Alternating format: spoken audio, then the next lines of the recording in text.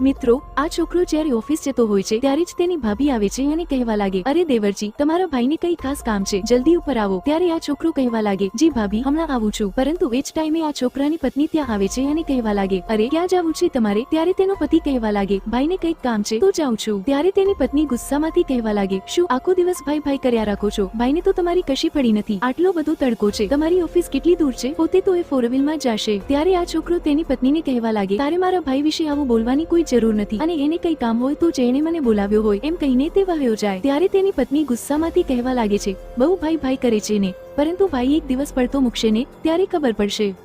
પછી મિત્રો, નાનો ભાઈ જ્યારે અંદર જાય છે ત્યારે તેનો મોટો ભાઈ કહેવા લાગે, ભાઈ, આજે તડકો બહુ છે તો 4-wheelની ચાવી તને આપું છું ને, તું લઈને જા. મિત્રો, બંને સગા ભાઈઓ વચ્ચે પ્રેમ તો ક્યારેય ઓછો નથી થતો, પરંતુ વધુ પડતા ઝઘડા તો તેની પત્ની માટે થાય છે. જો તમે માનતા હો તો વિડીયોને એક લાઈક આપી દો. મિત્રો, તેની બહેન આ બધું સાંભળી રહી છે અને આ વાત સાંભળી તેને ખૂબ જ પસ્તાવો થાય છે. તે પોતાના પતિ પાસે માફી માંગે છે.